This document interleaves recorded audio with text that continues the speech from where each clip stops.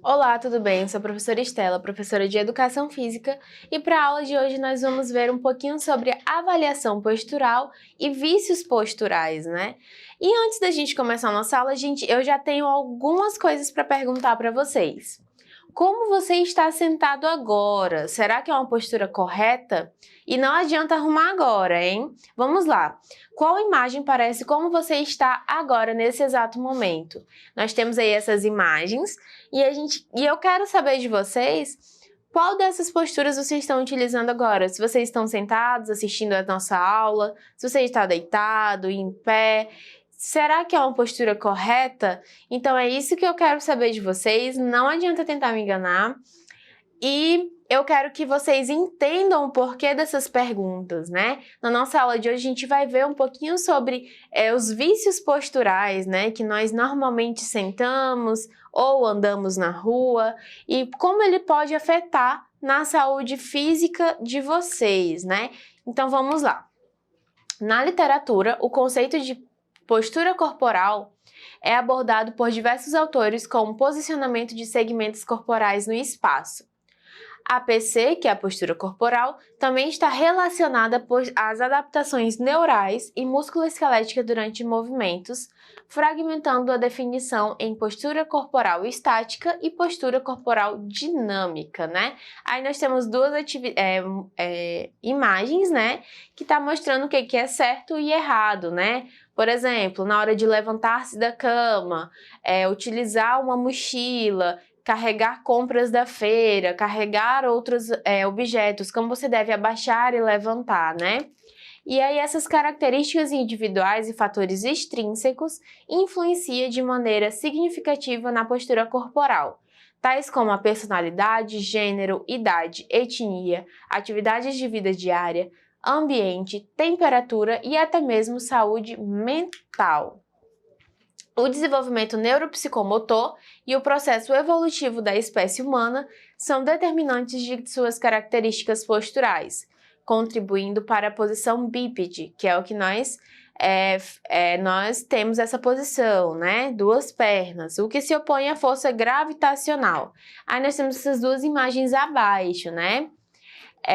Que são vícios posturais e características posturais que esses dois estão fazendo, né? Tem a criança e o adulto. Se a criança ela já começa com essa atividade, com essa característica, né, esse vício postural, quer dizer que quando ele tiver adulto, ele pode continuar e manter esse vício postural, né? O equilíbrio da postura corporal é um processo complexo, submetido ao funcionamento dos sistemas vestibular, visual, do sistema nervoso central e periférico, bem como as respostas adequadas do sistema musculoesquelético aos estímulos sensoriais, né? Essas respostas se relacionam com a integridade da amplitude do movimento, né? Que nós temos a flexibilidade, força muscular e propriocepção. Como estratégia biomecânica de manutenção do equilíbrio, o indivíduo busca sustentar o seu centro de gravidade no interior da sua base de apoio, utilizando todas as atribuições descritas, né?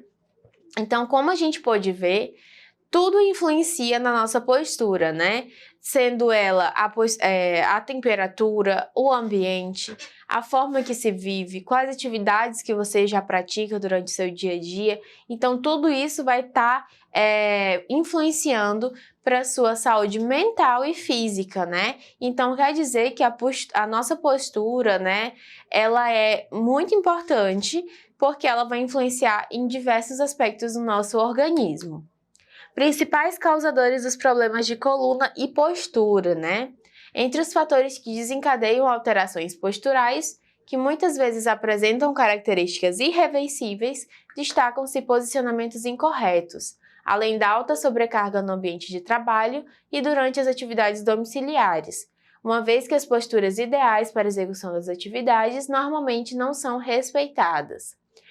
Os indivíduos que são submetidos a uma sobrecarga superior ao limite da sua massa corporal e que não seguem critérios de ergonomia podem sofrer lesões graves.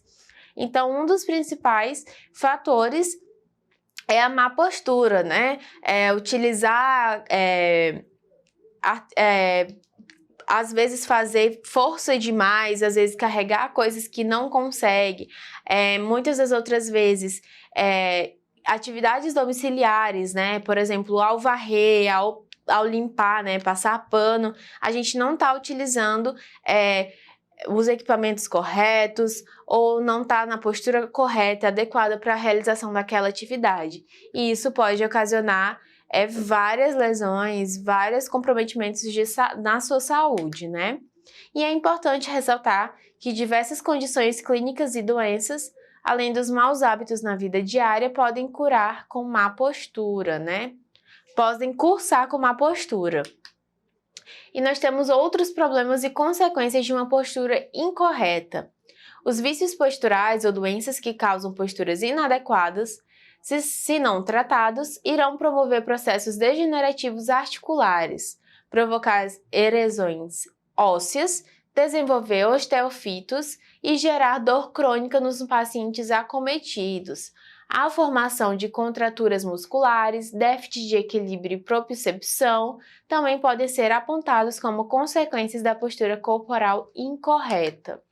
E nós temos as dores nas colunas, né? A lombalgia inespecífica é um quadro clínico de alta prevalência na sociedade e que está associada a características biológicas, psicológicas e sociais, como descrito anteriormente.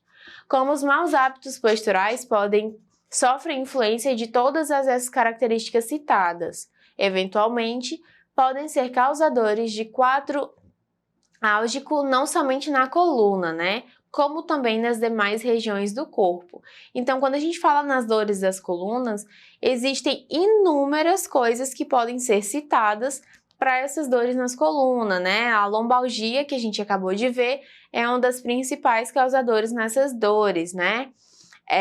Principalmente atualmente, quando a gente está nesse trabalho EAD, muitas pessoas estão tendo problemas posturais na coluna porque não se sentam adequadamente, não estão praticando uma atividade, não levantam, caminham um pouco, não fazem um alongamento. Então, isso tudo já vai acometendo o indivíduo, né, a ser um indivíduo doente. Então, é isso que a gente tem que evitar, né? O mau funcionamento dos órgãos internos. Nós também temos essa outra característica das causas e a outra causa da má postura, né? Então, a gente vai ver o que acomete o funcionamento dos órgãos. O sistema renal, respiratório e gastrointestinal são 3 exemplos de conjuntos de órgãos que podem ser prejudicados pela má postura. Quanto ao sistema respiratório, especificamente, o mau posicionamento do tronco pode reduzir expressivamente a expansividade pulmonar, dificultando a mobilização de ar para a parte interna e externa do pulmão. Então, como vocês podem ver, se a pessoa ela passa muito tempo em uma posição de má postura para frente, acometendo os pulmões, vocês já podem ver que a troca gasosa, a troca de oxigênio já pode ser já pode estar sendo acometida, né? Então, a gente vê que esse já é um dos maus funcionamentos dos órgãos, né? Que a gente acabou de falar para vocês. Então, tudo influencia. A má postura, ela vai influenciar tanto na parte física, quanto na parte mental e até mesmo no funcionamento dos seus órgãos, né? E a deformação na coluna vertebral. Analisando os planos de movimento, sagital, coronal e transversal, constata-se que a coluna distribui de maneira distinta. E essa distribuição tem um propósito bem definido. No plano sagital é possível observar as lordoses, cervical e lombar, e cifoses torácica e sacrococcígea, né? Então, a gente está vendo essa imagem aí abaixo, essas deformações na coluna vertebral, né? Um indivíduo normal, existe essa pequena curvinha, né? Que vocês podem ver, é normal, né? E aí nós temos a lordose, a cifose e a escoliose. A lordose, vocês veem que essa curva na parte inferior, ela está mais acentuada. Já a cifose, aquela curva ali, ela também está mais acentuada, mas é na parte superior. E a escoliose, ela já é vista como uma deformação da coluna cervical mesmo, né? Como vocês podem ver, ela tá meio que em S aí, né? Então, veem que essas curvas acentuadas, elas são problemas e deformações na coluna cervical, na coluna vertebral, desculpa. E aí vocês podem ver e comparar com essa coluna normal e as que estão em deformidade. As lordoses têm como função gerar diferentes graus de liberdade que a coluna se movimente, enquanto as cifoses são conjuntos de vértebras que formam uma conexividade posterior, com a função de estabilizar a coluna. Alterações nas curvaturas no plano sagital são denominadas retificações, hiperlordose e hipercifoses. Então, aí embaixo, para vocês entenderem melhor, ele está mostrando o que é cada um desses, né? Nós temos a postura correta e as lordoses, hipercifoses, e nós temos aí outras também, né? E aí vocês têm que ver como que é a postura de vocês, se ela é uma postura correta, né? Para a gente poder modificar isso e tentar melhorar. Mas como que a gente pode melhorar, né?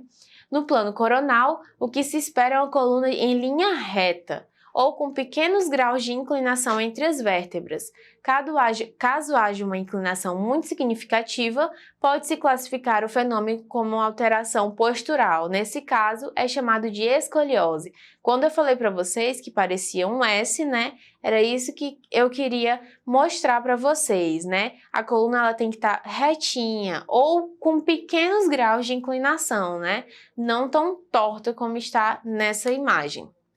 E aí nós temos atividades que auxiliam na postura corporal, né? Como a postura é dependente de uma abordagem biopsicossocial, a equipe interdisciplinar se faz necessária para corrigir todas as injúrias e problemas relacionados a esse aspecto. Não é eficaz um tratamento exclusivamente farmacológico ou cinesioterapêutico. O importante é que os profissionais de saúde ajam em todos os fatores envolvidos com a postura corporal na busca por resultados satisfatórios.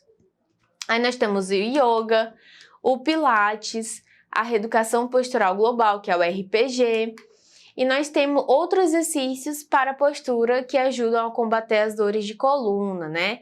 Caso uma alteração postural seja associada à compressão de raízes nervosas, contraturas musculares, lubrificação articular escassa e disfunções viscerais, os exercícios de correção como pilates, yogas, RPG e cinesioterapia poderão corrigir parcialmente ou totalmente essas condições, uma vez que a postura corporal incorreta pode ser causa isolada de todas as referidas condições, né? E aí nós temos os exercícios para corrigir a postura. A musculação é uma excelente ferramenta para a estabilização postural, caso seja acompanhada na adequada orientação. Os exercícios de fortalecimento de tronco, membros superiores e membros inferiores podem favorecer o desenvolvimento de uma boa postura, o que dependerá da frequência de exercícios e sobrecarga, né?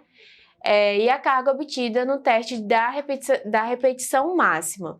Então, como eu falei para vocês, tudo isso pode ser trabalhado e melhorado. Por isso que eu pedi para vocês verem como que está a postura de vocês. Tudo isso pode melhorar ou se adequar, né?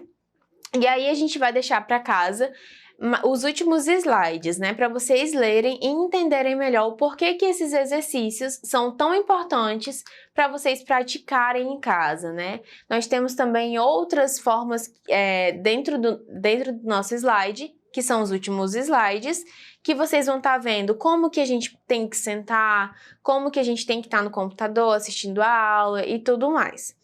Então, eu espero que vocês vejam essa atividade para casa que ficou para vocês compreenderem melhor.